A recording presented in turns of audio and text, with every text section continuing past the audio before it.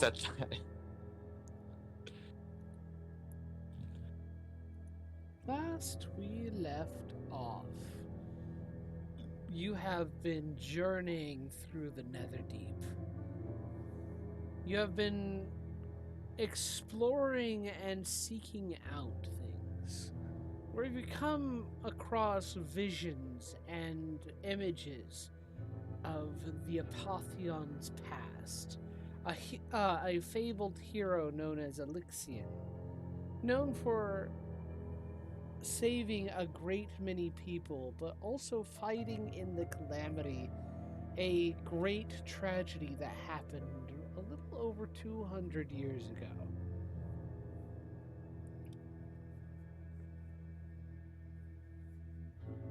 You had just recently gone through a number of arduous experiences which have caused a little bit of exhaustion in your party, and you have bedded down to rest.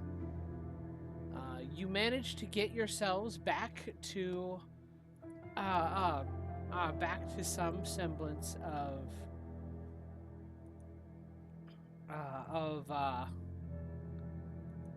yeah, rested. Still, a couple of your party are still a little exhausted from their journey, but from the adventure. But they still, but it's only one level of exhaustion. You are all fully That's rested. better than what it gotten to. Yeah. You are all fully rested. You have managed to get yourselves.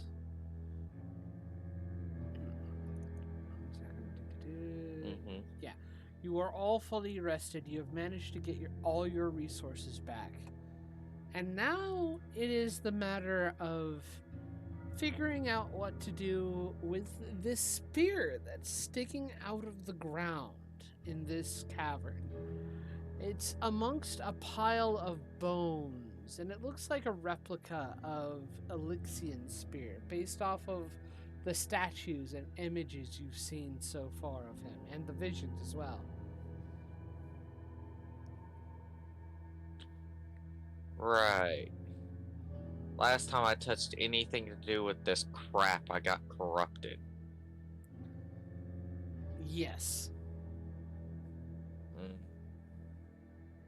That does not bode well for my decision making. I say this like I didn't totally touch things just to watch things happen. One thing that you will note about this spear, it doesn't seem corrupted. Oh? It doesn't show any signs of ruidium across its across it. How the hell? And when Galcerad takes the time to ritually cast Identify, because I'm saying he has it, because he's a wizard, he finds it is a weapon of warning.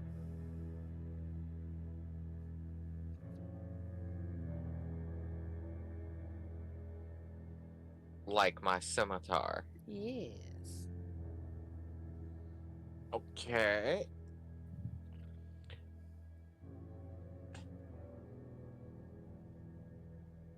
I am so probably going to regret this. I will pull it out.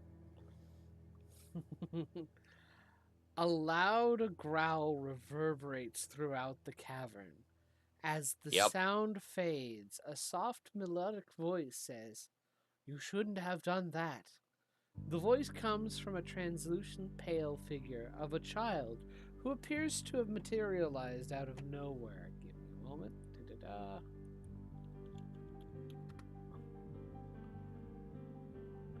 I'm going to have this be the child.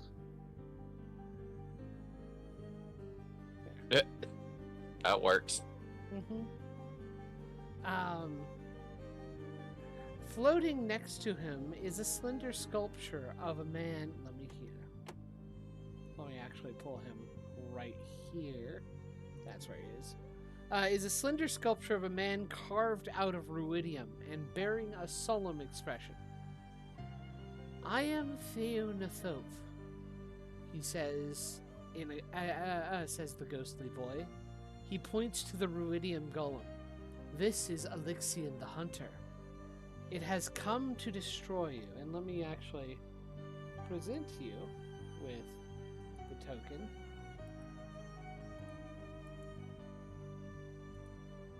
There. It has come to destroy you, but it won't do anything as long as you're with me. We must go now. Do you want to save the Apotheon and end this nightmare? I mean, that is our entire goal, but what's with the statue or whatever Elixion the Hunter? Let's see. Let's see here.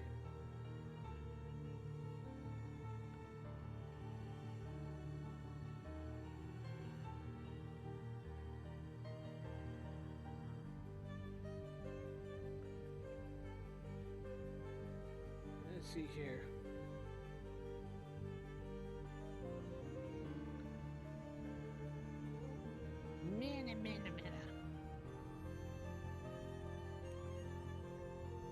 Double checking them. All good.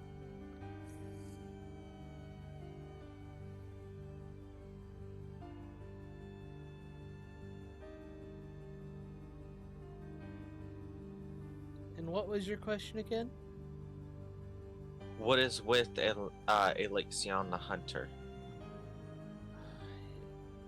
It is a part of his rage. A attempt to lash out at those thought to steal from him. Uh-huh. And it would hunt me because... You have taken the sphere.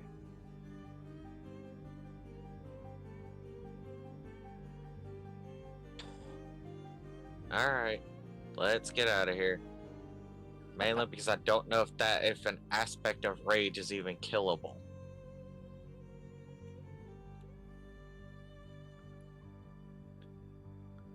All right. And so he's going to lead you guys. Boop, boop, boop, boop, boop. Let me see here. You have no idea how tempted I am to fight that, but with two members still suffering from exhaustion, I just can't afford it. Uh-huh. God. Oh, God. Sorry. I just looked at one of its abilities. Yeah, sounds like I made the right decision. Mm-hmm. Let's see here. He's going to lead you. Let's see here.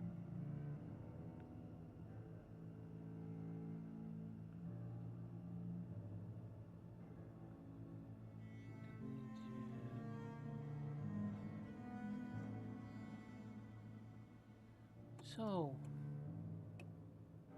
you intend to save the Elixir? Yes.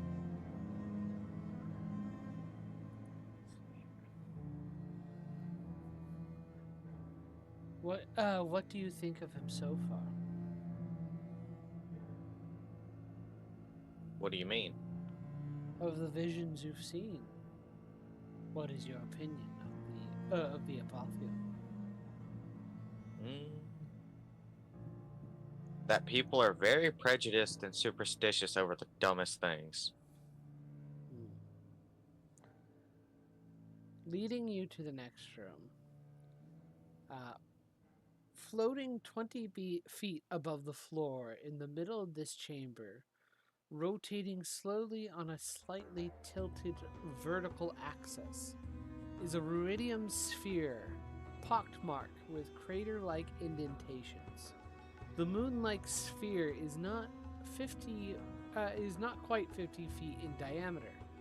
Two giant sharks, their mouths and skin encrusted with ruidium, swim around the moon's equator in opposite directions. Thermal vents in the floor heat the grotto and bathe the lower hemisphere of the moon in red light. Not again.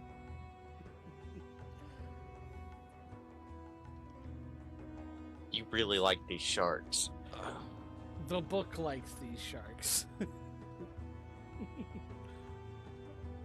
The ginger does not. Yeah.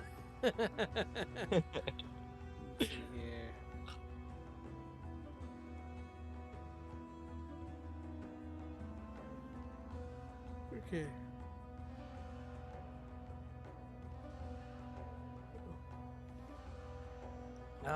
Theo, as he comes to the chamber, is giving the moon a disapproving look.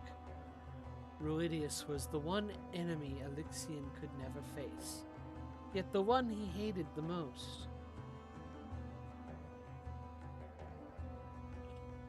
Be careful. Do not wake the red moon. What do you mean?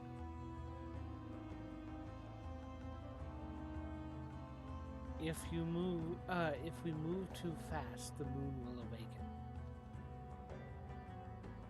Follow me slowly. And how do you propose we get past without the sharks attacking? Trust me.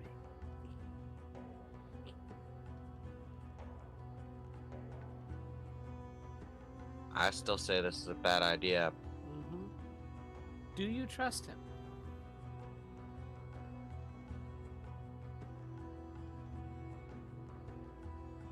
I look at the group, and I look back at the sharks and the giant red moon.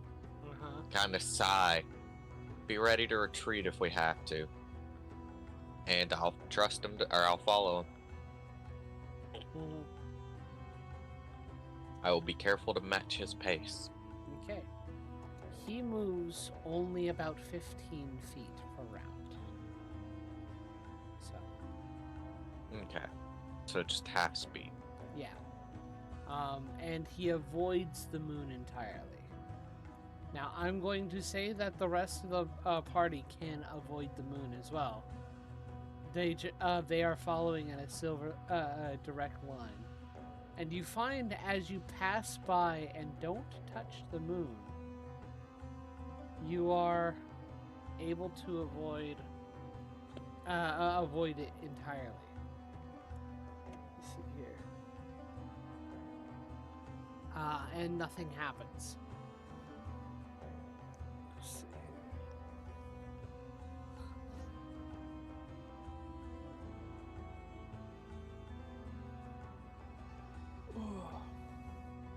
How the hell? The sharks only react when the moon awakes.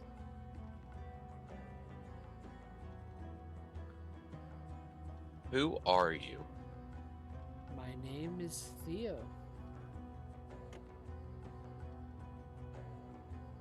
Why are you helping me? I want to see the Apotheon saved.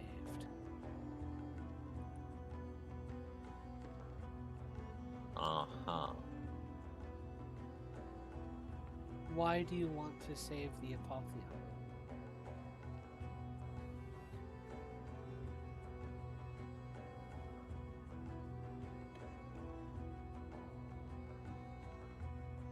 To help at least somewhat right the wrongs of others.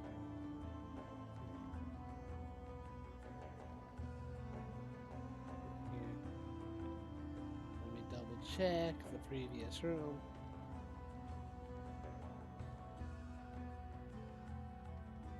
Are you seeing if it chases me or not? No. Double check or something. Let's see here.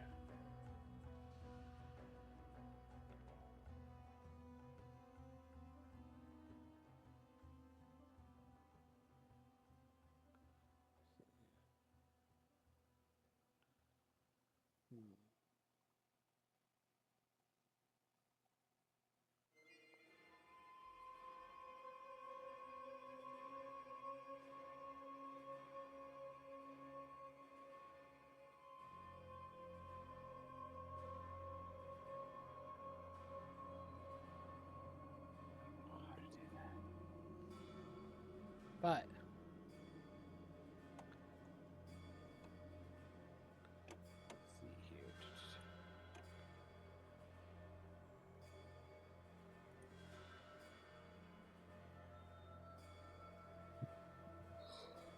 let's see here. Let's see here.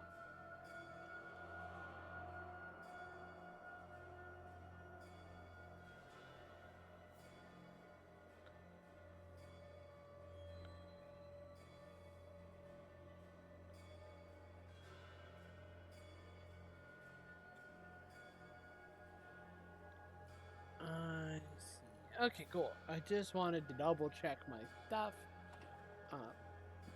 So he is going to lead you down into here, and he shows you this secret door. It says, "This is just one of the many secrets." Opened, and he pulls you into this room. Here.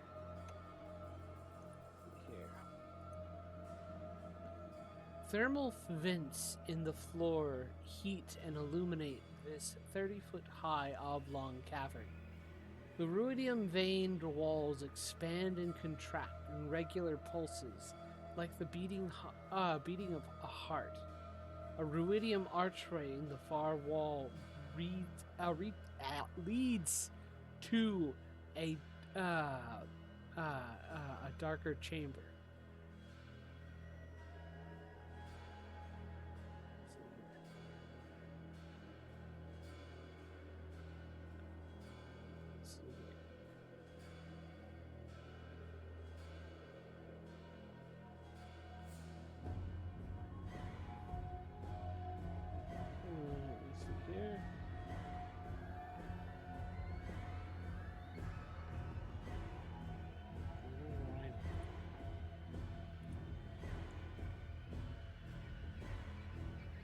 So,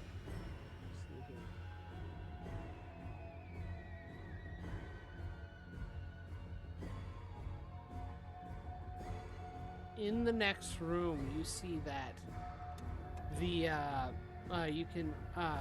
you'll be able to see that the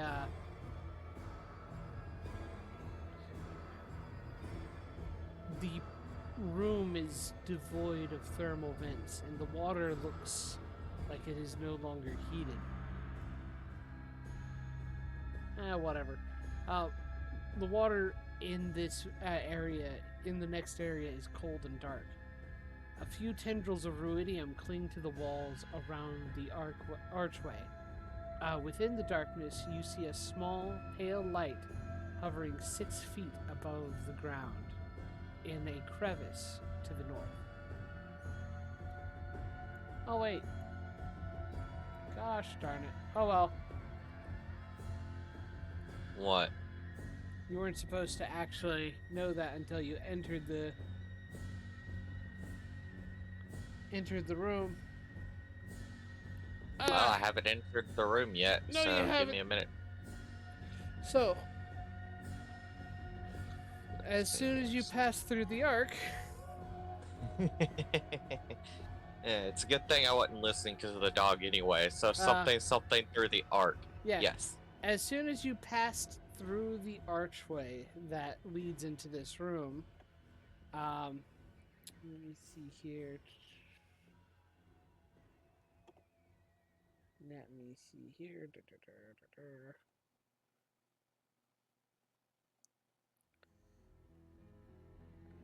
You see, you receive a fleeting vision. A teenager sleeps fitfully under a vermilion moon, its glow washing him in faint red tones. He doesn't rest easily until a cloud drifts in front of the moon, making its sight, masking its sight from his slumber.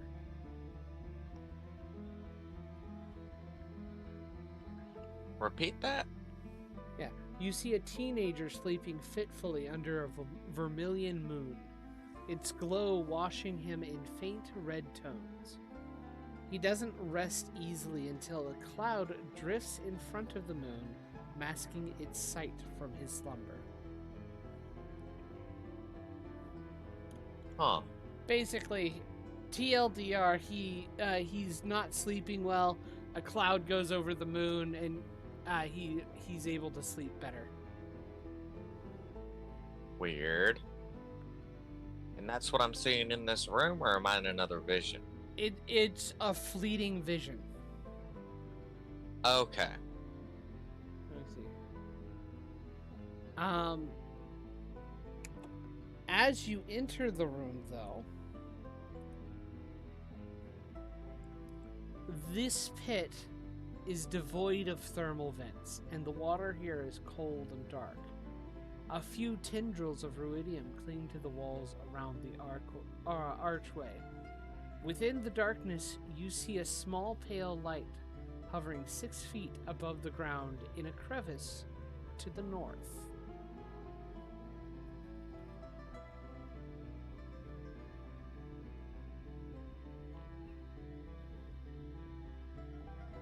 It's the only thing I can really see in here. Mm-hmm. And I assume I can actually see the tendrils that are on this archway to get back if I need to. Yes. Because I think they glow. Yes. Okay, thought so. So back up here. Mm-hmm.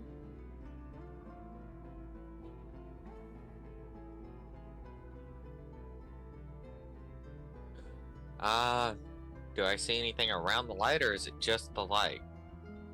It's just the light. I will touch the light. Touch the Poke. light. Do you accept it? I pull a door. Poke. Yes. You gain the fragment of melancholy. Hang on, let me pull up my stuffs. Where was I storing the fragment information? Mm-hmm.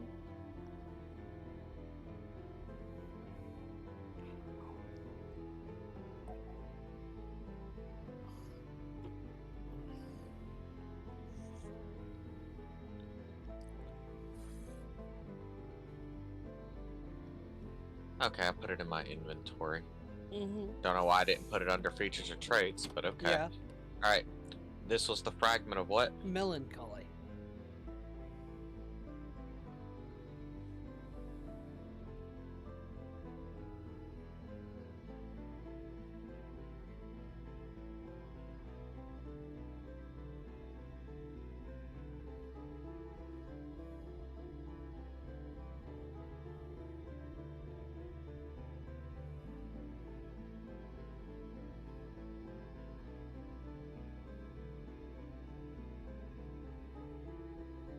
Alright, I'm ready for the info. Okay. The benefit is when you fail a wisdom or charisma saving throw, you can re-roll it with advantage. But after you've finished this, after you use the benefit, you must finish a long rest before you can use it again.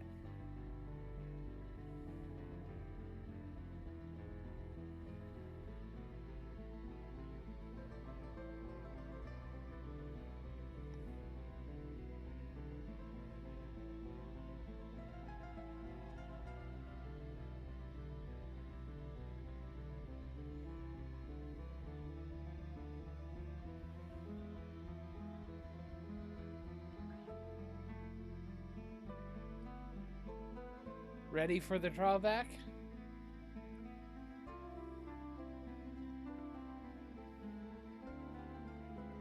Yep. The drawback is if you use this fragment's benefit and it doesn't turn a failed saving throw into a success, you are incapacitated until the end of your next turn, overcome with despair.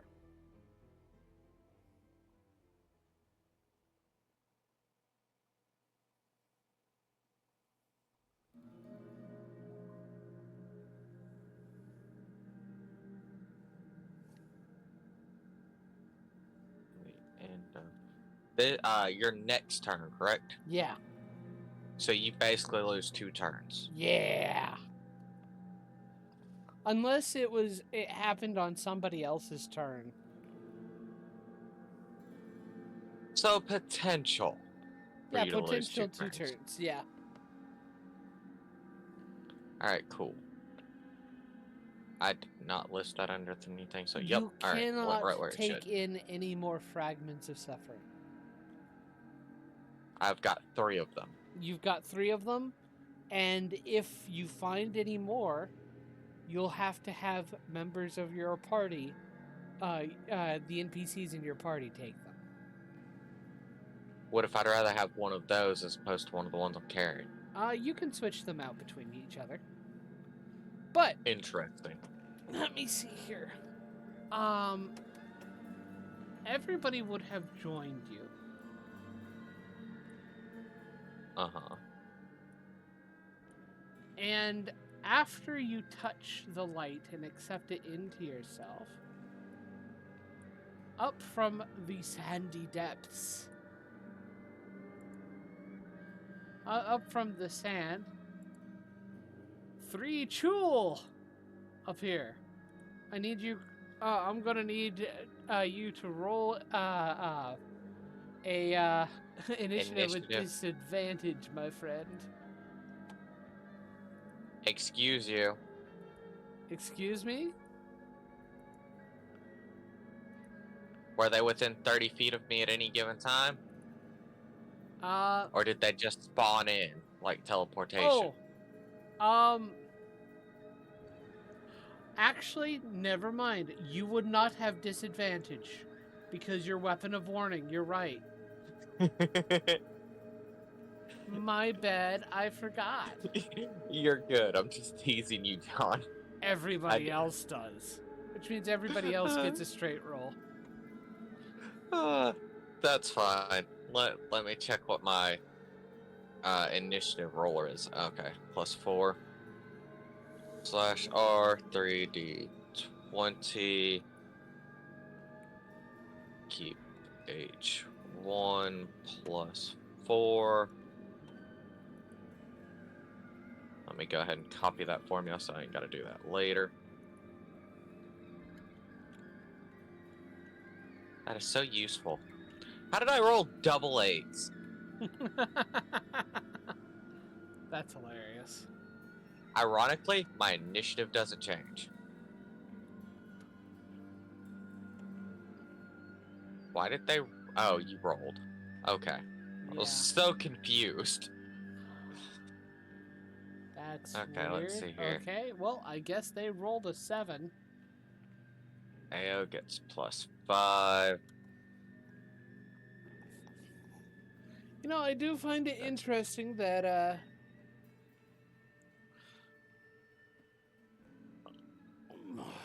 these guys can't roll for shit. Everyone gets a +1. Well, it feels like Roll20 just hates me as a game master. It just wants to see my imagine how suffer. I feel. It's just in general.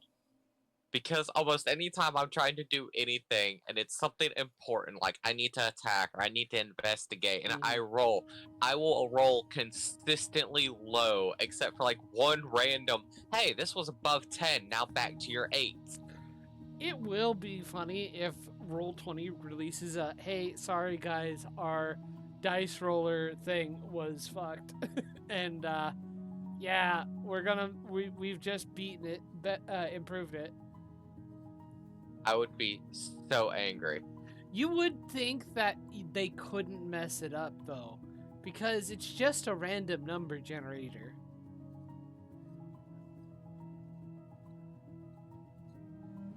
You would think.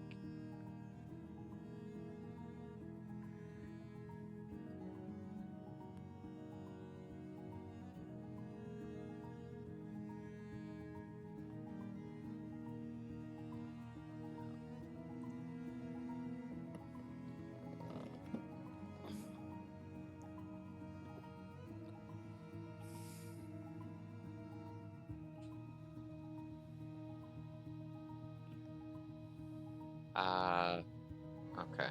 Now I need to do rollies for Irvon and Dermont. Irvon. Irvon gets to go first.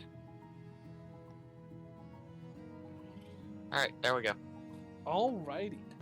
Well, you guys go first and they go last, but you, my friend, are starting. What do you do? Let's see here. Double check Oh, some of my do stiffs. remember, Maggie and Galcerad have 2 less in their initiative modifiers. Oh, you're right. And their attack So, rolls and their saving Irvon throws. doesn't have an 18.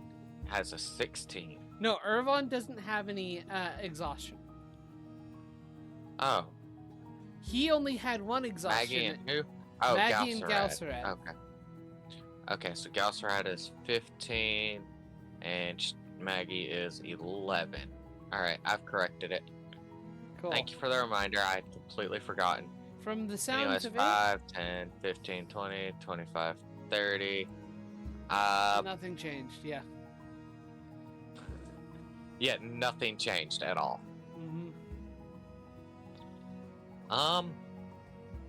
Let's see here. Short sword attack first, so I can get that super advantage on the next one. 19 to hit. Okay. 19 hit. 19. Yeah, 19 hits. Alright, so let's see if I can do this. This is 1d6 plus 4.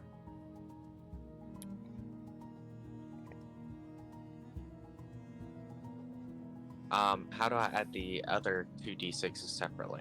Just base plus 2d6? Yeah.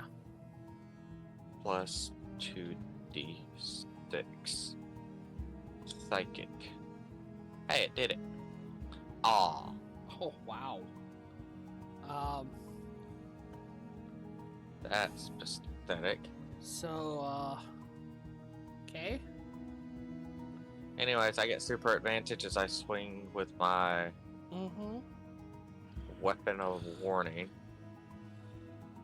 Or not my weapon, my scimitar. My was my scimitar +1? Pretty sure it was. That should be a +9. Yeah, it's a +1 scimitar. That should be a +9. Yeah. So 23 does hit. Alright, cool. So that's 1d6 plus 5. For another 11 damage. Then another straight roll as I use the bonus action attack.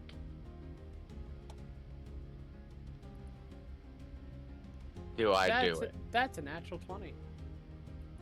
Do I? Yeah. Yeah. What are the odds? Divine Smite. I'm gonna do it. Alright.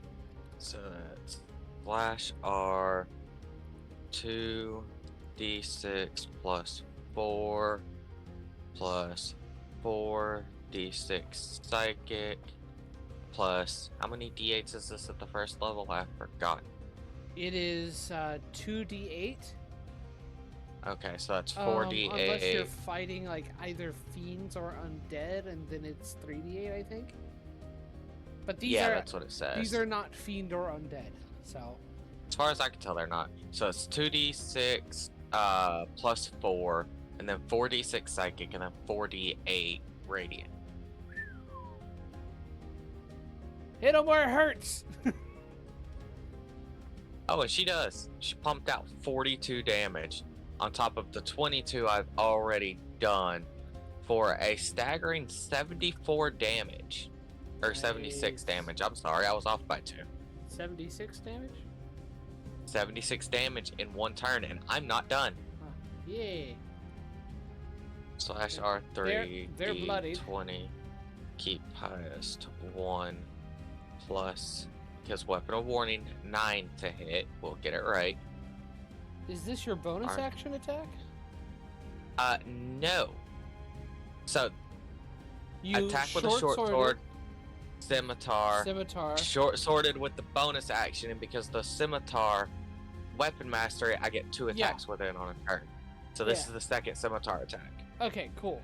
Just double checking. Actually, it's got to be a short sword attack. I already did one. Oh, okay. Oh yeah. Yeah, that's what the crit was. Cool. Yeah.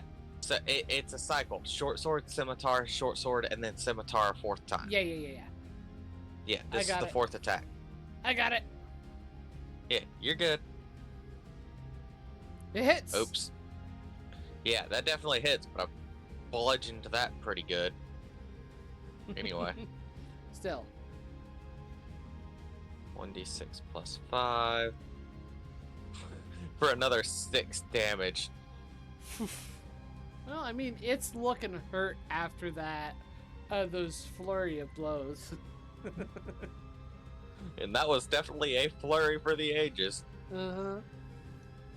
Okay, well, I believe that's the end of your turn, and it is now Ao's turn. Alright, let's check Ao's thingy real quick, because I can't remember everything they all do. Yeah. My dog is being a nuisance already, and we're not even an hour into this. I understand. Yeah, so she's right next to one. She's gonna try to hit the one that's right next to her. Ao makes 3 harpoon attacks. And that's plus 6 to hit. So first one. Nice. How many d8s was that? 2d8 plus 3 and 2d6. I like it. Let's roll. 2d8 plus 3 plus 2d6 psychic. Double check I got it right before I hit enter. Yup. For 20 damage. Nice. Second attack. I'm gonna assume that misses. Yeah, that misses. And then a 38, then an 18. That hits. Slash 2d. Nope. Slash roll. Now 2d8 plus 3 plus 2d6 psychic.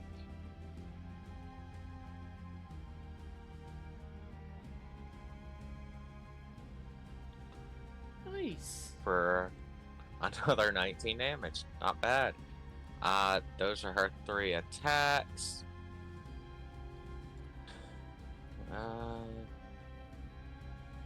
on. She's gonna tell Dermot to not get too close since he tends to be squishy. Mm-hmm. So, how far can Dermot move?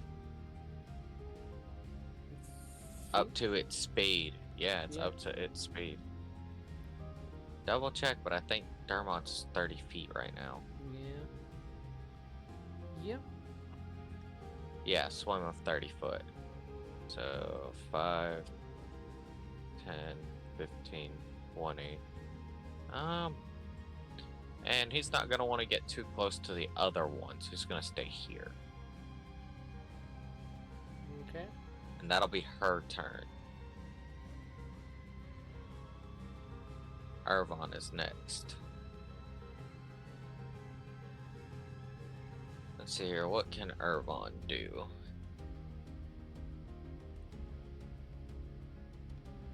I keep forgetting he has a prosthetic arm. Yeah.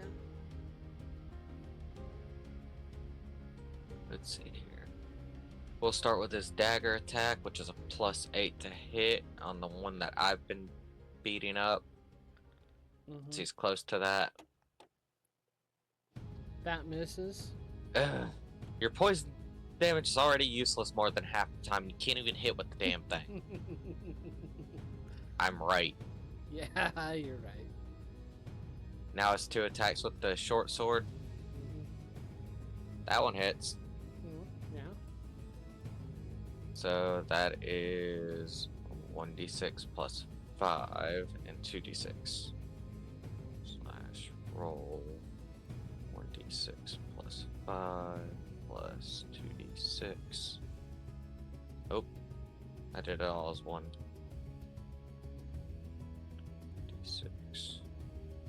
plus 5 plus 2d.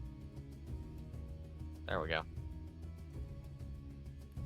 Not bad. Not bad. Not bad. Is it still alive? It's still alive, albeit barely. Alright, gonna attack it again with his last attack. God damn it, Urban. He can't hit it. He managed to at least poke it though.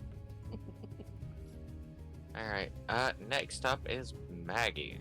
No, next up is Dermot. Thought next up was... Oh, that's right. Never mind. I don't know why I was thinking Maggie was next. Dermot. Dermot will want to keep out of harm's way. This also means he can only use Searing Wrath right now. So he's going to hit this one right here with Searing Wrath. Okay. Double check. That's a +8 to hit. I think so. Yep. Damn. 12. Damn. I assume that misses. That misses. Alright, well, that is his action. And he doesn't have a bonus action. So that's his turn. Okay. Gelsarad's turn.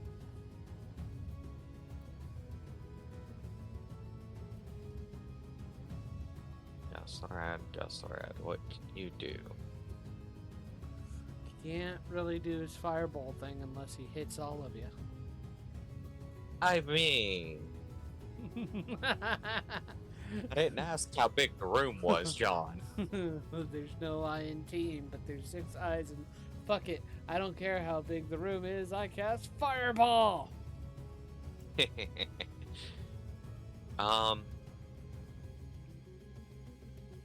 He's gonna use his drain potential. Okay. Is there something with it? Yeah, it's within 5 feet of him, but that doesn't mean much other than it narrows down my target options. So that's +8 to hit. That Hey, hits. he actually hit. Which one does he hit? The one directly.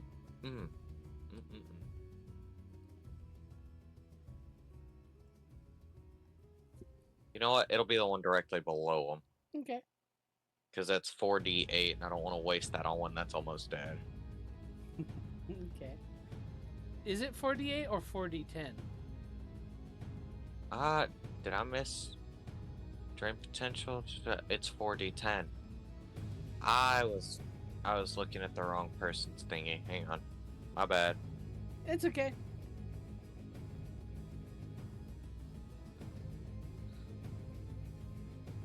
Only slightly better anyway. Ironically, I think that's pretty close to average. And he only gets 1 attack per turn. This thing's now beginning to be bloodied. It's only been hit once. No, it hasn't. I forgot AO hit it.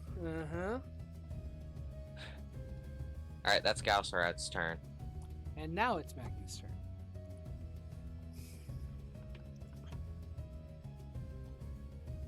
Wait.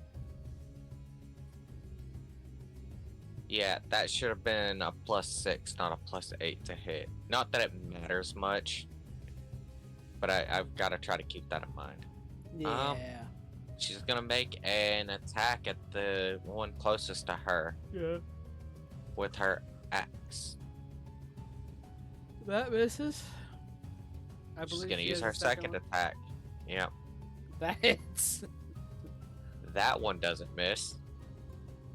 That's 2d12.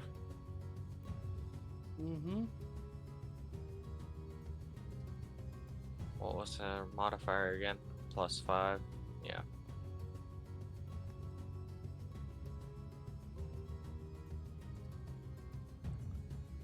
Yikes. That's a good chunk of damage there. That is a good chunk of damage. And, it dies.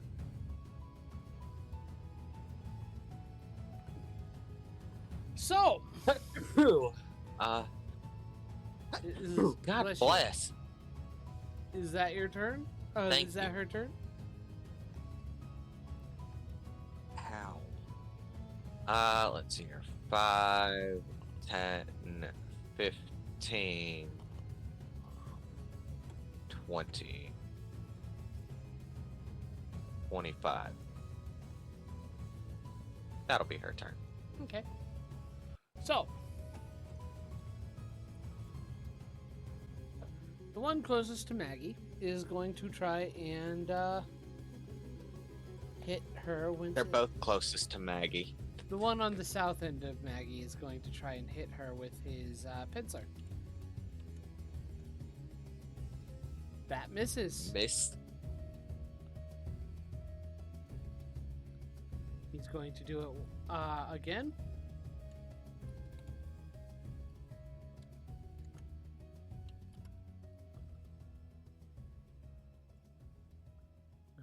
That hits. That hits. Does 22 plus 4. Does 10 damage to Maggie. Maggie is grappled now by this thing.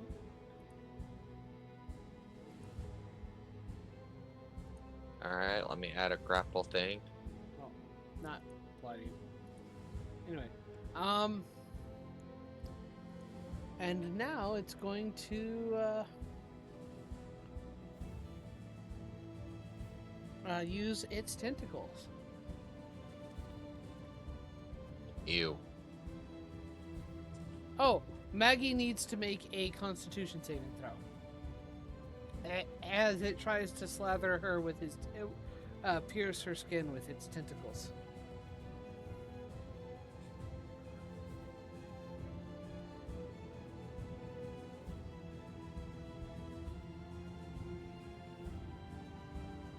Alright, and this is a what kind of saving throw? Con save. And make sure I get this right. Okay, that's +7, but because of her thing, it's +5 instead because of exhaustion. Correct? Yes. Alright, make sure I got the ruling down right. Yikes, I almost had to make her roll a charisma saving throw. She fails. I'm less concerned about her failing that as opposed to rolling a nat 1 on a She saving is throw. now poisoned for 1 minute, and while poisoned, she is paralyzed. God damn, these things are nasty if they get you. Yeah. The next one is going to try and hit Galsrad.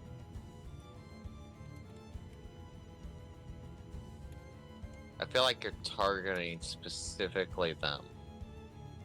Well, right now I have to target them because they're close. And honestly, Galsrad looks like the softer target. Yep. He also does. He also does. He did a lot of damage.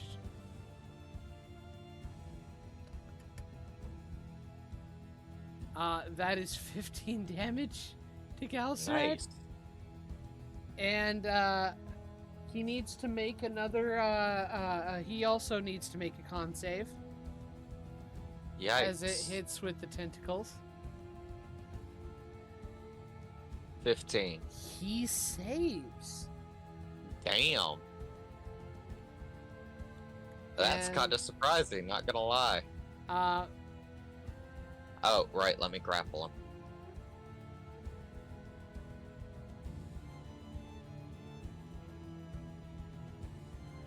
There you go. Let me see here. Does he still get the second pincer attack? He does still get the second pincer attack. Okay, let me double check.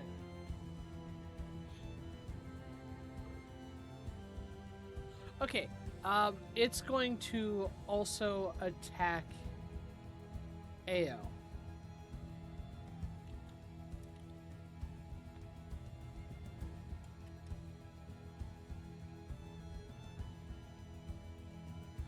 I believe a 20 hits. I will double check, but I believe it hits. Yep, studded leather. 6 damage to Ao. Ao is also grappled.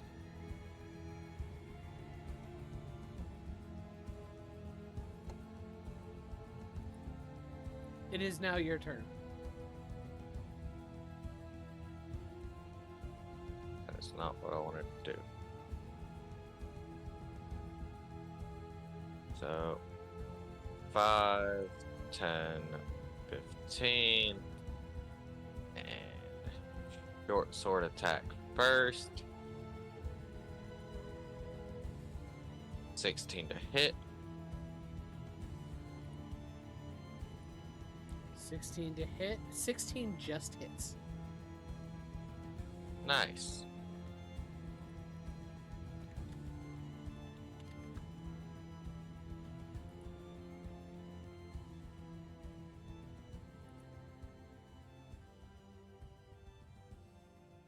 Plus 9.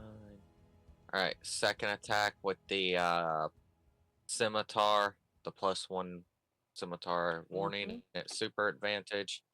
Super advantage. What the fuck? Holy shit. I mean, you hit, but what the fuck? Yeah, that's what I'm saying. 1d6 plus 5. God damn. Ah, wow. Bonus actions, short sword attack. Okay.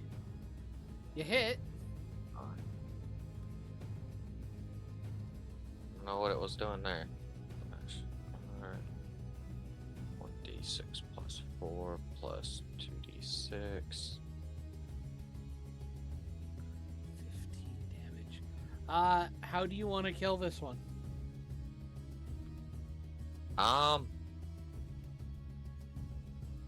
Just run up and cut off both of its claws after cutting through the tentacles. Mm-hmm. In a swift motion, you basically bring down both swords across its arms, and it's now kind of flailing a little bit as its lobster arms are free themselves from the rest of the body, and then you kind of cut up through the face, severing its face from the rest of its head, and it just dies. And how far have I moved? You were here, so at 20. the most 15 I think 20. feet, I think. Okay. Good thing this manta ray thing gives me 60 frickin' movement. Mm-hmm. Yeah. Pretty sure that's what it does. Let me double check so I can say I'm right. 60 feet Yeah, of 60. swim speed. Yep. So 20, 25, 30, 35, 40. And I'm going to make my last attack with super advantage. Flash roll 3D. Would you have super advantage on this one? I just got to make an attack. Or I got to hit with an attack. Really? It doesn't say it's got it. Yeah. Let me double check Vex. Because I could have sworn that it's on the creature you attacked. Let me double check.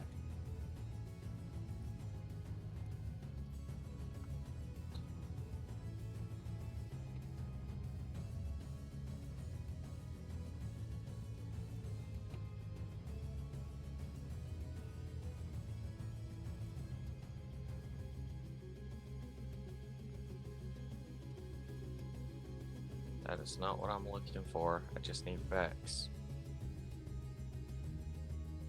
This should do it.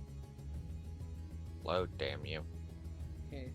If you hit a creature with this weapon and deal damage to the creature, you have advantage on your next attack roll against that creature before the end of your next turn.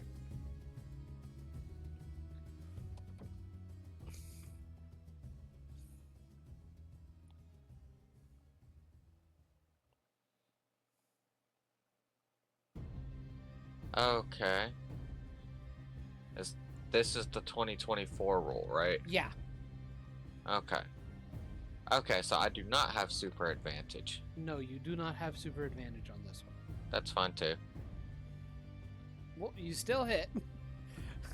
Why? Stole a 19 from Arcaz. I'll be sure to tell him that shit too. 11 damage. Max damage. Max damage. Okay. Alright, that will be my turn. Okay. It's Ao's turn. Ao is going to fire her longbow, Mm-hmm. which will be +8 to hit. 22 hits. I believe that's 38 plus 3 plus 5. 38 plus 5. Okay. Almost got that wrong. God bless it, it is one word again.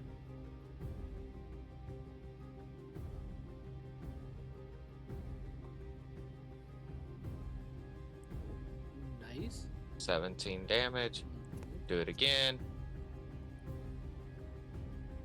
Nope. Good thing that's not a ruidium weapon. Mm-hmm. Alright. 23 Slash hits. R. Bloody hell.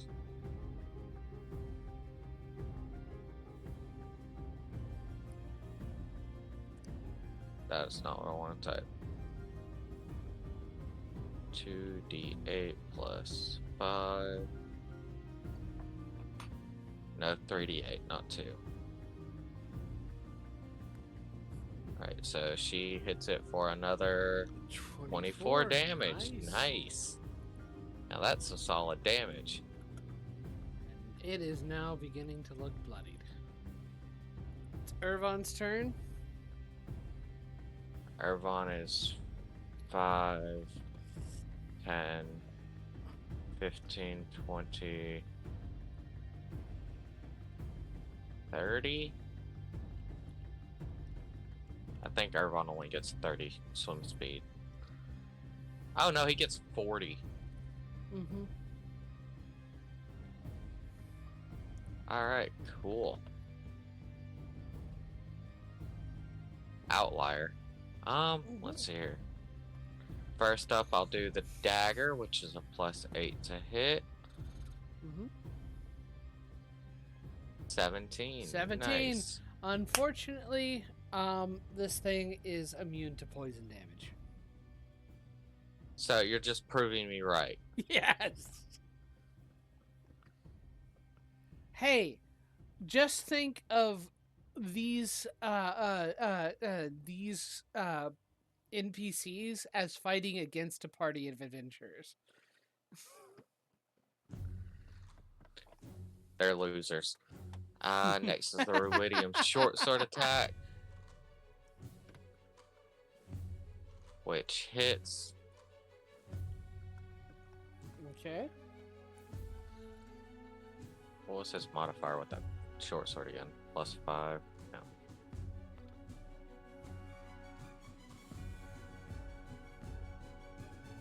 Alright. Last attack. Miss. Okay. Which is about on par for him. Yeah. He did manage to do a good amount, though. Let's see.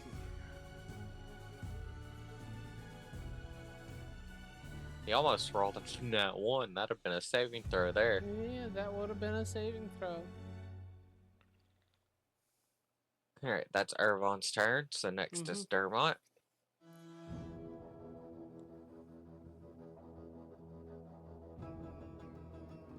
Let's see here. Yeah, I guess we'll try to blind it again. Rolled a hit.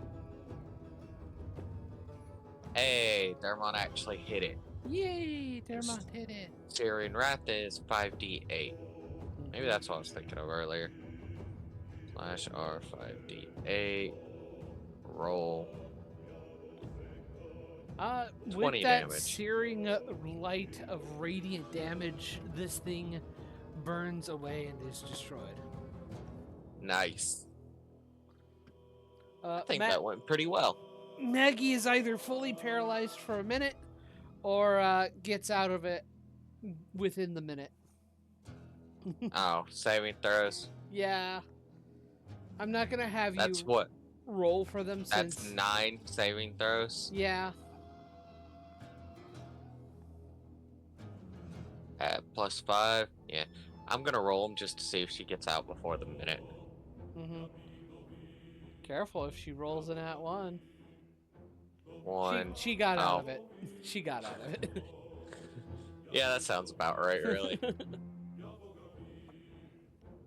I mean, that's why I feel like she should have to roll it anyways, because that's kind of how her thing works, her debuff, if she fails it that badly.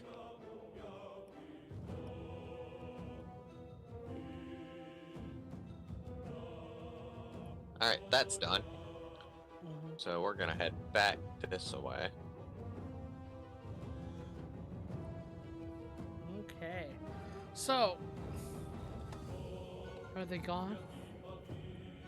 Yes. Alright. Let's see here. Getting back to...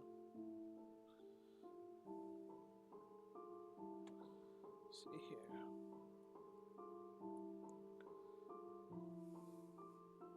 Let me see here. You've seen the creatures in here. Their rage is Elixian's rage. Their sorrow is his own. Their yearning to escape is his yearning to escape. And when he is angry, Elixian curses and scorns the gods. But he always returns to prayer, as if hoping for an answer to why the gods abandoned him. When Elixian's rage is spent, temporarily the Netherdeep grows dark and quiet. In these moments, I hear gentle laughter echoing through the grottos, and I feel a lightness, dare I say, a budding joy. I think in such moments he finds peace. A piece of the Apotheon remains uncontaminated by regret, fury, yearning, and despair, submerged beneath all his anger. When you see him in his present form, appeal to this shard of his psyche. Please, you must not simply fear him. Do whatever it takes to truly save him.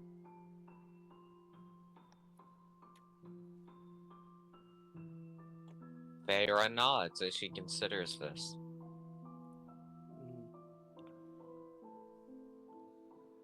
I offer one last piece of advice, or one last piece of knowledge to help you on your journey. Elixian's suffering has made him callous and selfish, Theo says. I know he can be reminded of his goodness. A human-sounding howl echoes throughout the grotto. Darkness engulfs the cavern, swallowing you in an inky embrace, flooding your mind with visions of Ankarel, of Wildmount, of a godlike wrath that ravages the world until only corpses and smoking ruins remain. The visions abate, and you are back where you started. That is what awaits you in the heart of despair, says the ghostly child. Well, kind of.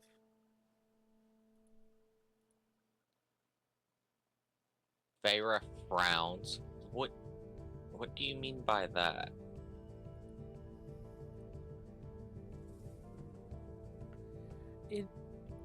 It is what Elixian should do should he be freed without being truly saved.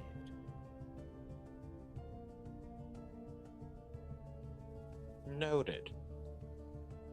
Please don't judge him too harshly. There is goodness in him still, buried deep under so many centuries of anguish.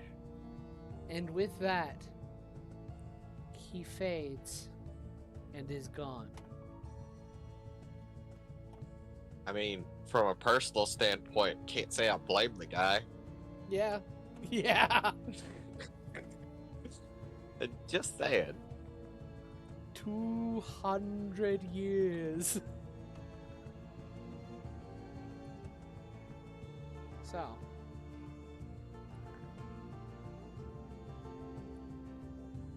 Back out into this bull crap again. So before you continue, let me see here. We're gonna go in kind of a weird, like go as far as you could have with 60 feet of movement. From the door? Yeah. Alright, give me just a second. From the door, it's 5, 10, 15, 20, 25, 30, 35, 40, 45, 50. These walls, 55, 60. I apologize. Get me right here. It kind of sucks. I've tried my best, but... Yep. Alright, this is as far as I can get in 60 feet.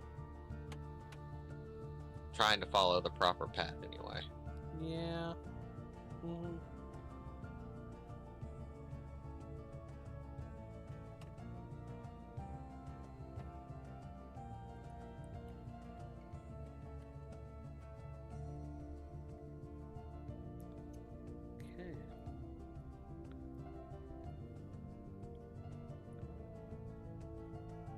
They all are moving with you. Go ahead and continue for the next 60 feet.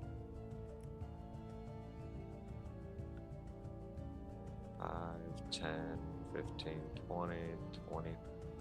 Move.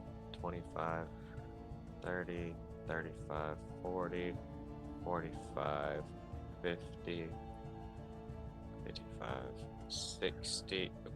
Oh, I can see that further back. I just was too zoomed in counting. So yeah. Okay. Let's see here. This cavernous space slightly expands and contracts, like the lung. Oh. I can actually see them from right here. Yeah. This cavernous space slightly expands and contracts, like the lung of a living, breathing creature. Natural fissures in the floor belch out columns of steam and bubbles, and the water here is warm. Red light also emanates from these vents, illuminating the chamber and the mouth of the tunnels that lead away from it. You do see at the far end of the chamber a 30-foot high, in the 30-foot high cavern, a monstrous fish with a red streaked body chasing a school of much smaller fish. And that's what that second token is. Yeah. Those are the smaller fish. Yeah. A swarm of them. Okay. Okay. I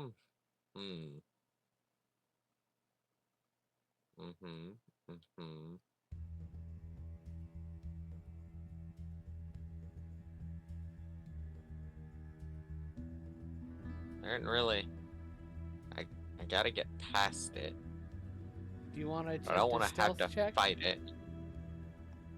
I got a spell for this. I cast Pass Without Trace. No, I cast fuck that. You cast Yeah, fuck that? Yeah, fuck that. Yeah, it's a second level spell, Pass Without Trace, so that the party and I get plus 10 to our stealth checks. Yeah. Roll for their stealth. Alright, I'm going to roll for mine first. Let me see what my stealth is so I can add 10 to it. Okay, so I got 14.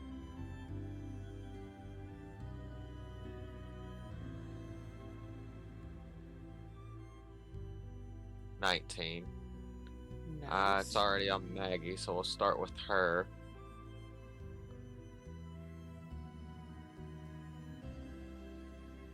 Stealth is based off your dex modifier, so hers would be +2, so she gets +12. Plus 10. Oh yeah, plus 10. And then... Thank goodness for... Hang on. +3, because I'd have her within my aura. Okay. Because she's usually close to the front, so I think that's a fair assessment. That is a fair assessment. Okay, so 13. Jesus Christ, am I glad I gave her that. Yeah. Irvon is next. Stealth gets plus 11, so that's 22. He's a sneaky boy. The only time I'm ever gonna get a plus 22 to a roll, and I roll an 8. Yeah. Plus 2 for Gausarad. Is Gausarad the other one that was? Yeah. So that's plus 10 for Gausarad. I can't justify Gausarad being close to the front. Yeah. Good 24. Rolled, Dermot is also a plus 1, so that's plus 11 total. God damn.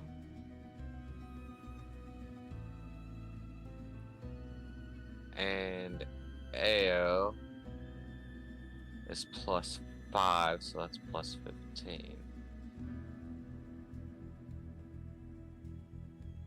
31. 31.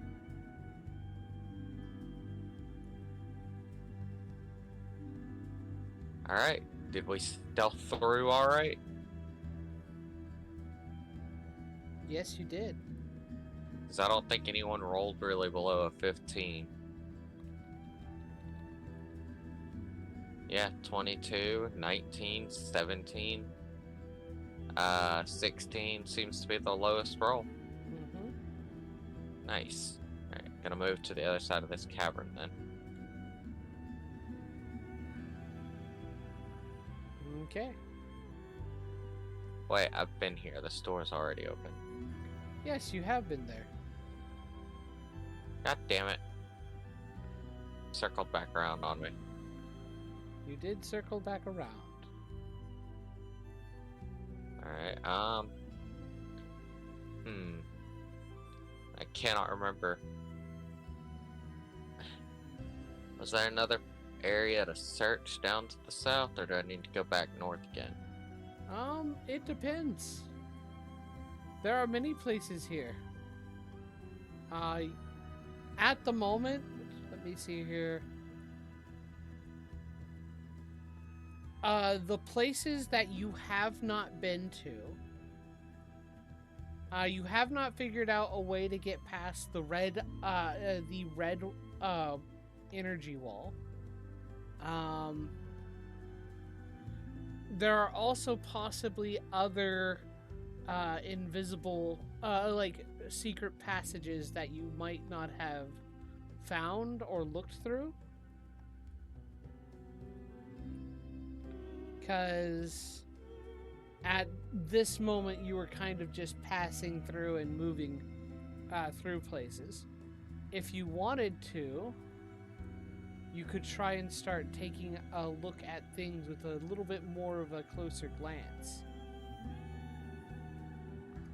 Yeah, I'm gonna start like searching each room as I can, as long as I'm not gonna have to fight your bullshit. Make a I want you to make a perception check or investigation check, and you can have Galsrad make this, or whatever. I'm gonna make one, and I'm gonna have Galsarad make one. Okay. 24. Ooh. That's per perception. Where's Galsarad? Galsarad gets plus 8 to investigation, so I'll use that for him. But -2, because, you know. Oh, I forgot. So, yeah, I did better. Yeah, you did do better. So, you do find in this room is a secret secret door. Bloody hell. How many secret doors are here, John? There's a lot. Why is this tiny room glowing? Is there another shard in here? Yes, there is. What is this a shard for? It is another shard of suffering, a fragment of suffering. Like the one I've already got? Like the 3 you've already got. Let me see here. Actually, no, it is not a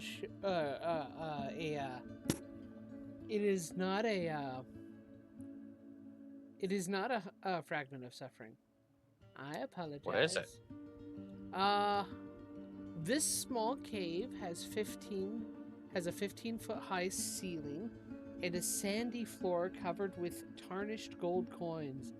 Lying among the gold coins are two curious items: a ceremonial dagger made of jade, and a stoppered vial containing a bubbling purple liquid.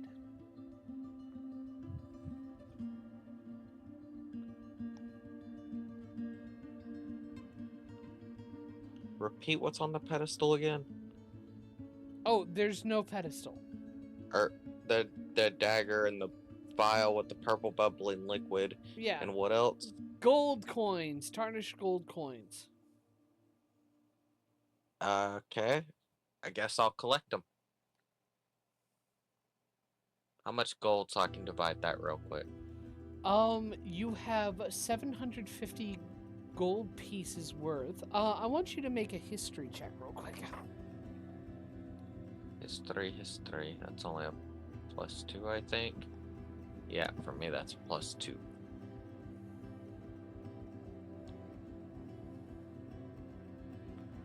$11. These are really old coins.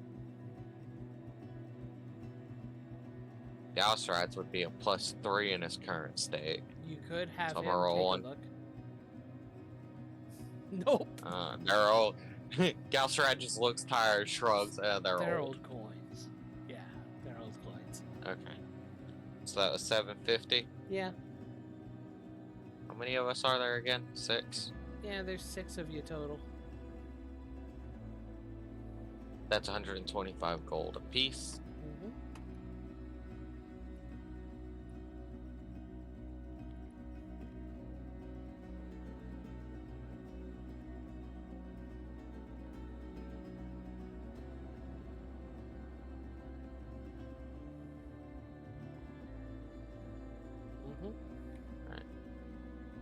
Now, what is the information I need for this dagger and the bottle of potion? Easily enough, Galcerad. Well, do you want Galcerad to take the time to cast Identify, or do you want to? You'd have to. I don't think we're in a. You don't think you're in a rush? Not really. Not at the moment. Okay. I mean, we do want to save him, but at the same time, we've got to figure this place out. Mm-hmm.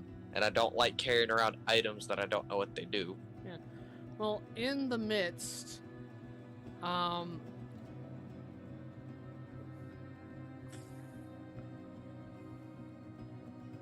could I have him doing that while we're moving? Sure. Because I don't remember if he could do that while we're actively moving. He'll be. What was that? What was what? What was what? I saw that when I moved my token out of that room. What was what?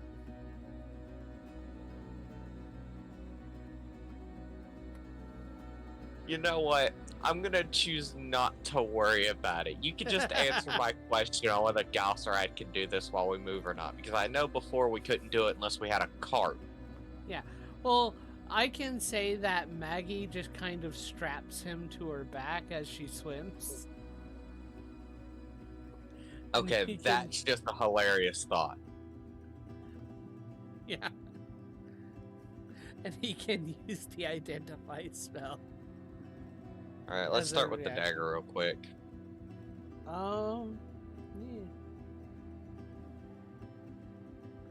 Yeah.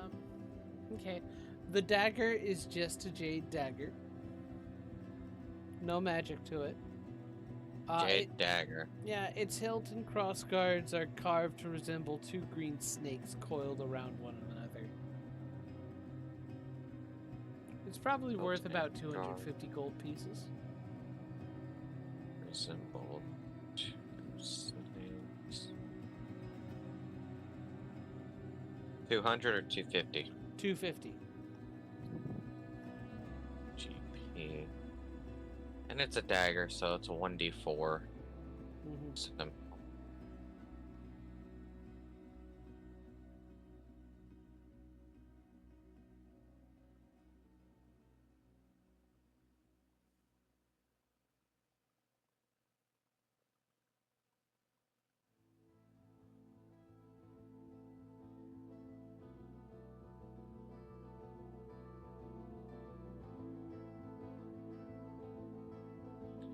Alright, and the vial of potion or whatever?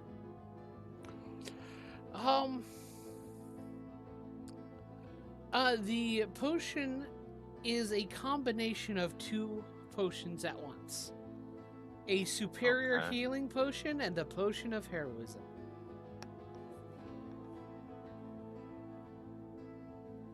Superior healing / heroism. Mm-hmm.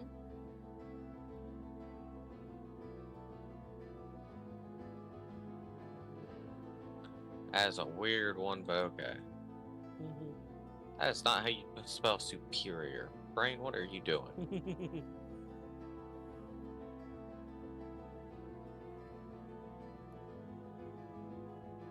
So.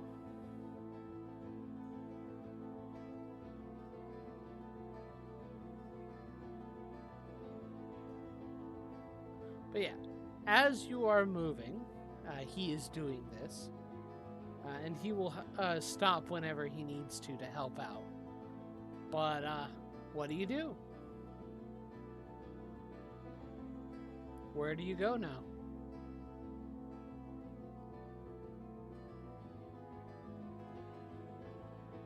Alright.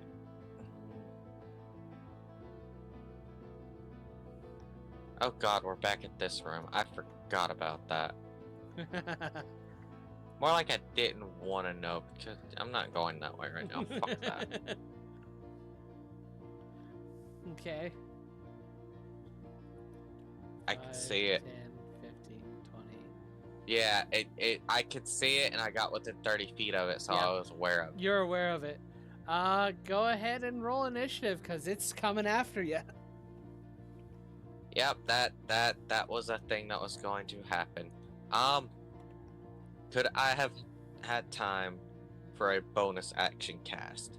I'm not gonna ask for like a full spell, given I could only sense it within 30 feet. Alright. Why didn't I save that? Spells, let's see here. Is this it? Yeah, Divine Favor, an extra 1d4 radiant damage. Okay. Okay. Yeah, make sure I got my spell right. So, use that one for that. And slash roll. Grappled no more. 3d20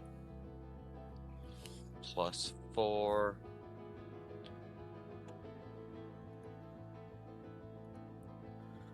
I forgot to add keep highest one, 19, 20, 21, 22, 23. So I rolled 23 for myself.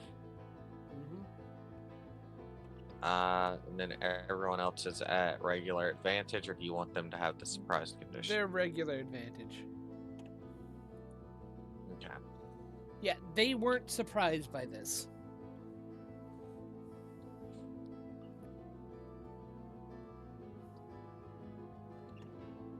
$17 for her, AO.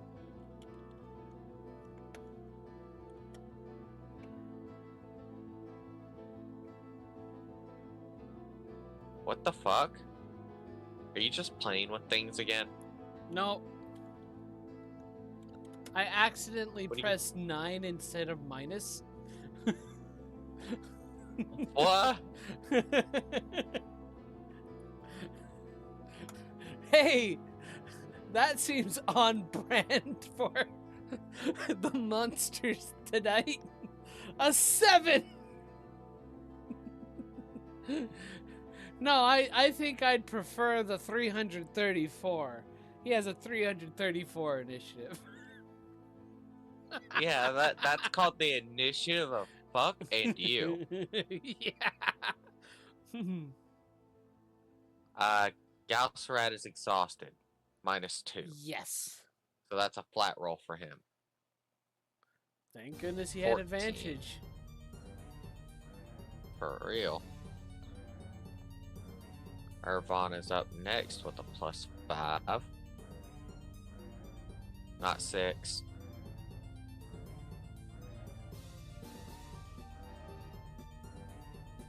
Dirty 20, nice. Nice.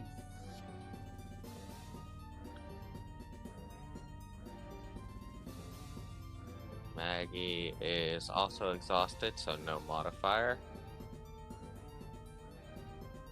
13 it is for Maggie. And Dermot and Ao need to roll. Rollies! Dermot and Ao. Dermot goes first. So 17.1. Alright, I believe initiative is rolled and ready. Okay. So, starting us off, it is... Wait. Let me... Descend! It is your turn, Feyre. Yeah, so...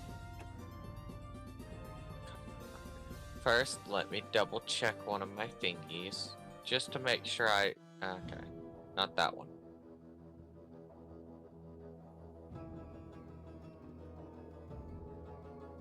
Okay, cool. That was all I needed to know. 5, 10. And as I go to attack, I'm going to use one of my channel divinity for Vow of Enmity. So that I get super advantage whenever I attack this guy. Okay. Doesn't matter with what weapon. So, short sword first. You hit. /R 1d6 plus 4 plus 2d6. You find it's not affected by the psychic damage. Oh. What about that extra radiant? It is affected by that extra radiant. Okay, I'm not too surprised it's not affected by the psychic, to be honest.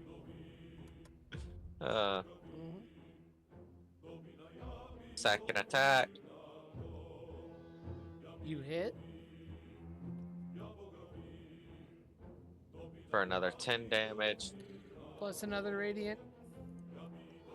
Oh, I did forget the radiant. Right.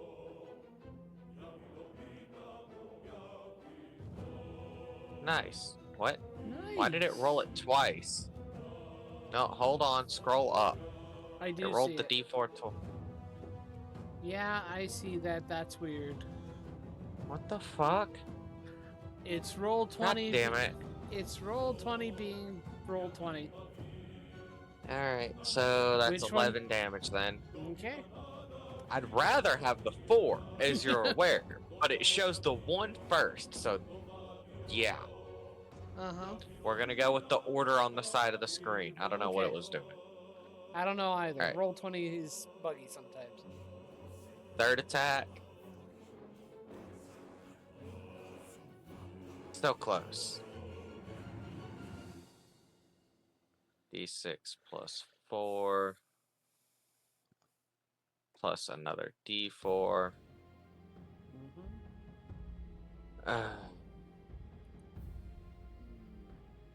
Fourth attack.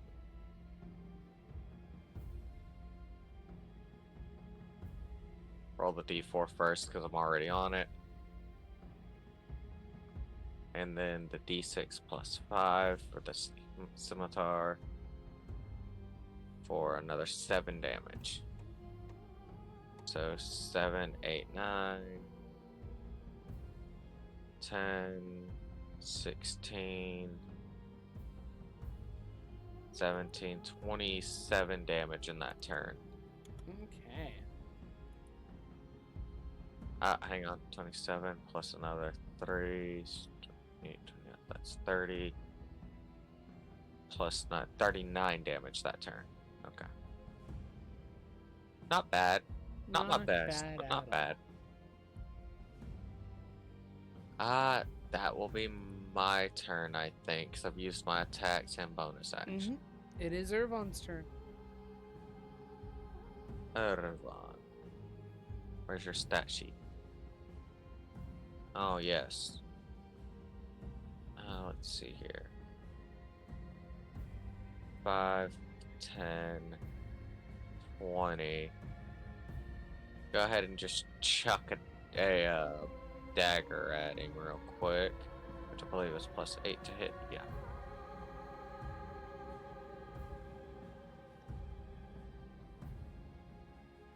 $22, that hits. Okay, yeah, that hits. He is not affected by the poison damage. I'm not even surprised. Yeah. I'm honestly more mildly annoyed. 1d4 plus 5, yeah.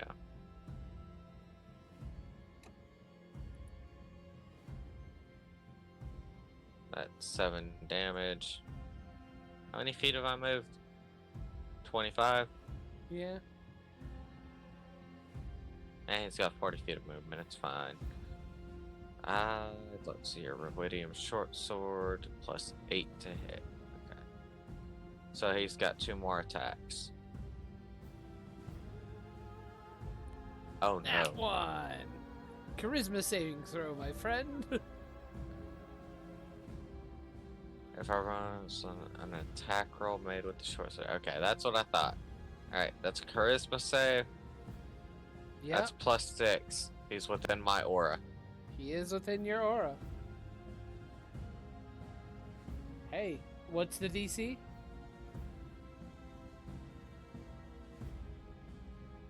20. He suffers exhaustion. God damn it.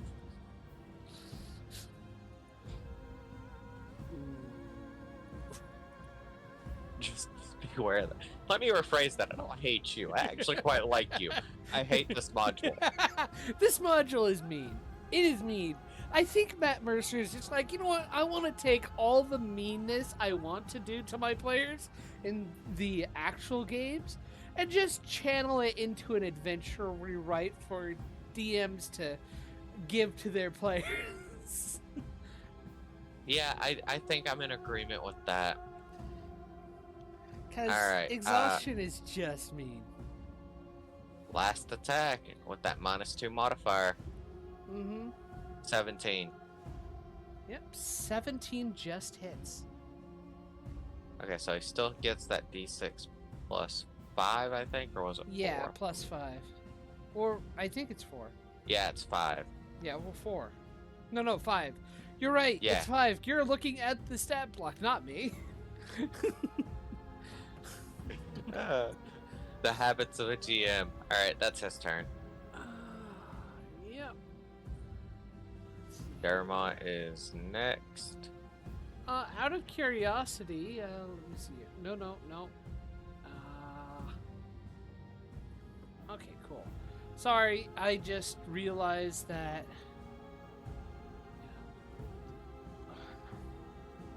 There. Okay, Dermot's next. Cool. Let's see here. Check out Dermot's stats. Yeah, I don't want Dermot getting anywhere near this, so he's just gonna try to hit it with a Searing Smite. Plus, maybe that'll save us some trouble if I can blind the damn thing. 22 to hit. 22 hits. Double check. That is 5d8 for Searing Wrath.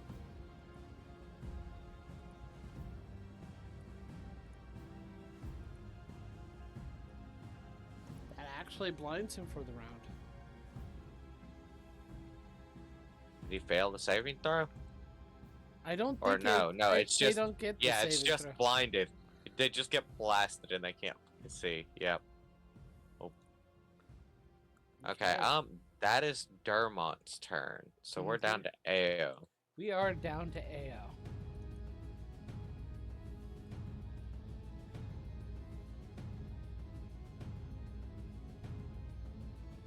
Okay, so yeah, she's gonna take some shots. So it's a D20 plus 8.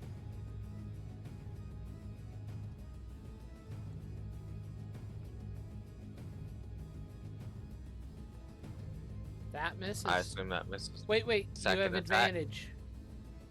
That still misses. Because he's blind, remember? I momentarily forgot. Okay, second attack. With advantage. Hits. Alright.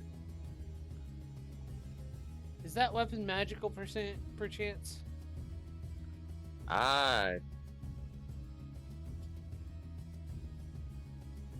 It doesn't say, actually. Then it's not. Uh-huh. Okay. It wouldn't make sense for her not to have damage.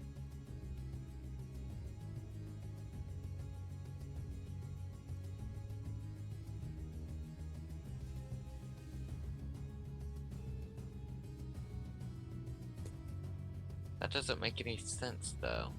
What do you mean? Why would she have a non-magic weapon that she would actually use? Well, she doesn't know that it doesn't seem to take damage from the arrow. And she wouldn't know that she does have a harpoon that she can use that is magic.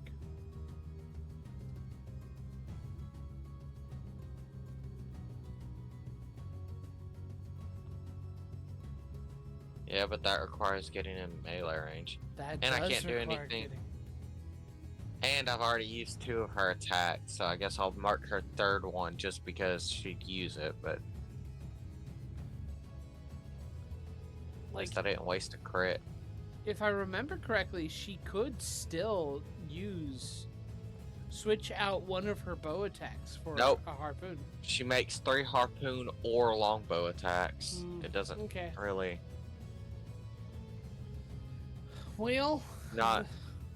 Usually if you can do either or, it says you can make this and or this, or something along those lines. It's dumb. Alright, that's her turn, so next is Galcerad. Okay.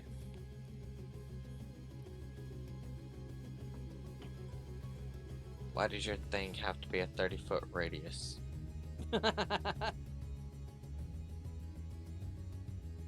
He does have a single target ability. It still does pretty good damage, and it is also ranged, even though it's melee and ranged. So. Yep. Yeah, he's gonna use Drain Potential since that is a magical attack, and that's a +6 due to exhaustion. 16 to hit. Nice. So that is 4d10 necrotic. Remember that he gets temp HP.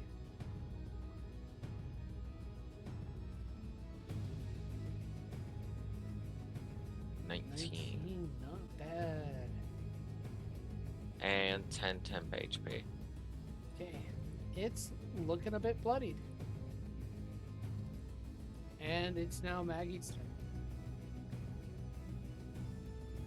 Let's see here. Maggie.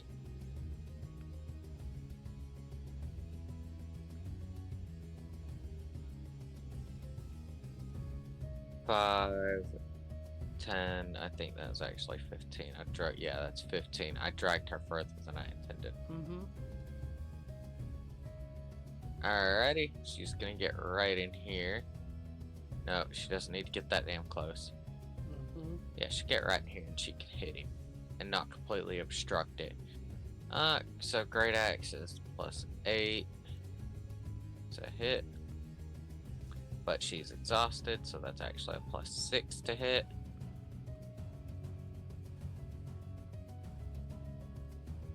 And it's blinded, so she gets advantage. Mm-hmm. Wow. God damn. First attack Second misses. attack. Second attack hits. Is her weapon magical? No, she has magic armor, no magic weapon. So the damage does not happen. Her axe strikes and no mark is laid upon the Ruidium statue.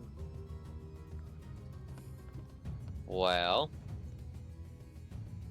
in that case, she's gonna push it to the ground.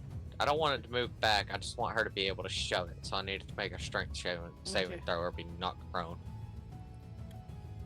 She might not do damage, but she can knock it on its ass. Yeah. Wow. Fail. Okay. It's prone. So now it's blind and prone. Let's see here.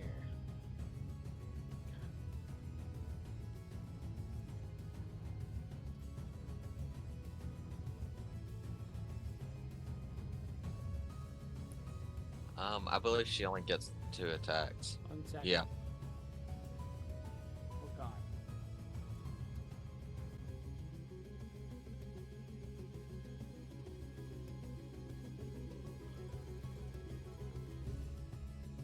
Oh fuck.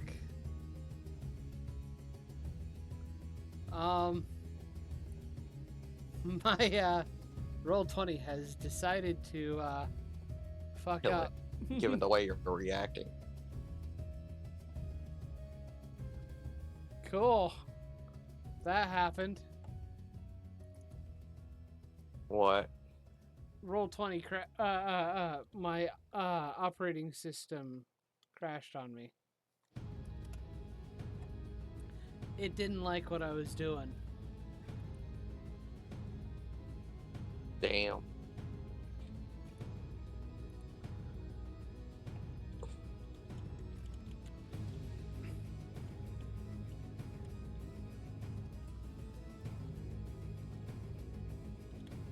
So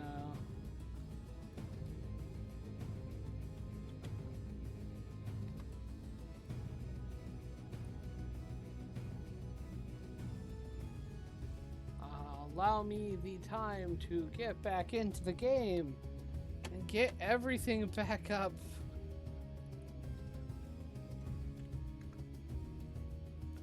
And also get the stream back going.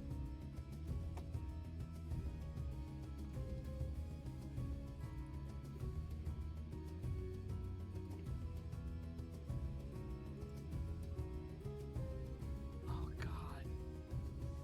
Why?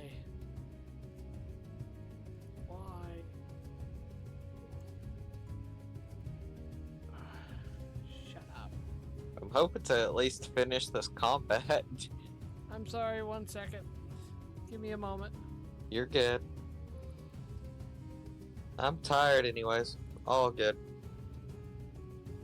Fucking give me dark mode.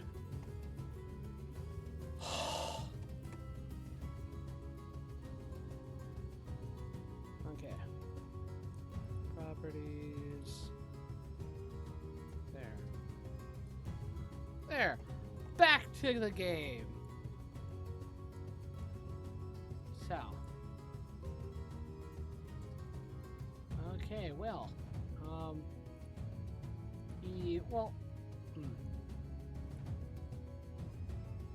He is prone.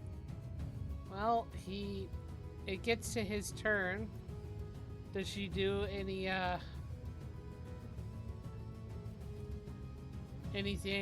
while, does she do anything before the end of her turn? No, she used her turn. The Okay, 2 cool. attacks and she moved. So, it's the statue's turn. It is blind, so its worst abilities are no longer on the table. As it should be. Yeah, it needs to see to be able to do some of the things it needs to do. Which, thankfully... You mean wants to do? Yeah. Thankfully, Dermot was able to hit it. Dermot coming in with that clutch. Oh, yeah. Having someone who could just passively blind people is fantastic. Yeah. I have got to get that Searing Wrath ability on another character. Mm-hmm. Okay, but... There. It's going to make a slam attack at you.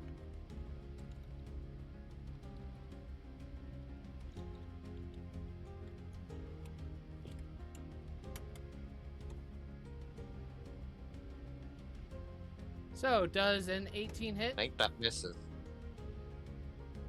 Nope. No, it doesn't hit. It's Miss. gonna try again.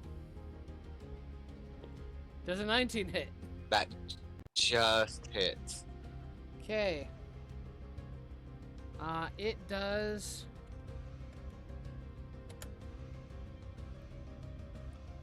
25 damage to you. Damn. That's a good bit of damage. And that's its turn. It's your turn now.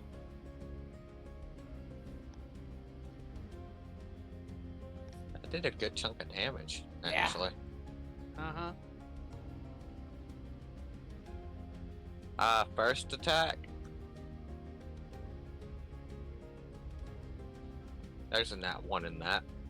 Thankfully, you rolled a 17 and you got 25, which hits. Okay.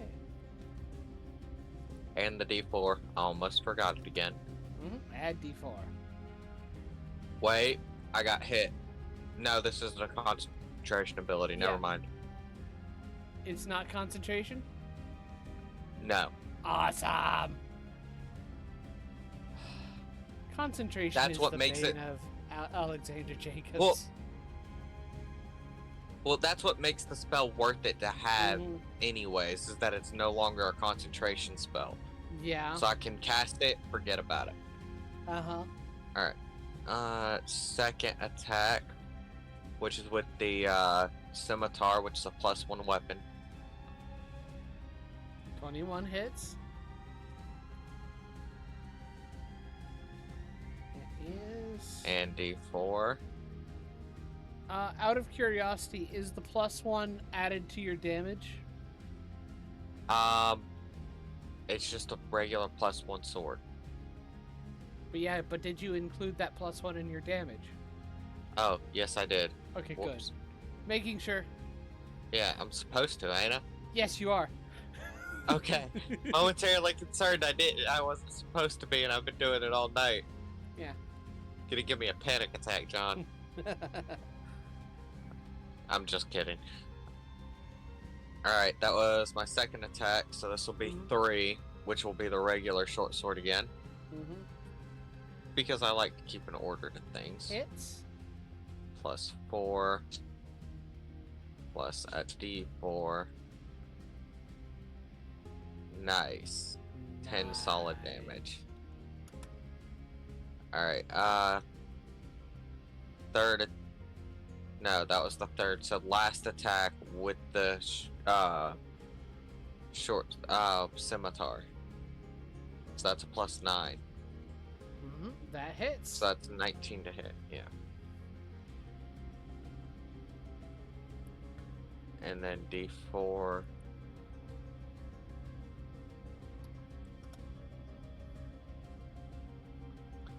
That's another 3 on top of the 10. There you go.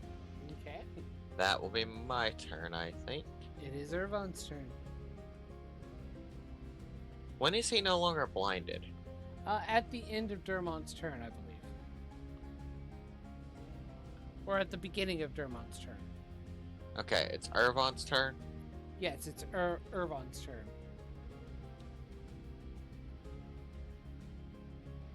Well, the dagger's not magical, so it doesn't matter if it hits or not. So I'm just gonna make his 2 short sword attacks. Which should be +8, but due to level of exhaustion are +6. Okay, that hits. 1d6 plus 5. Okay, double check it.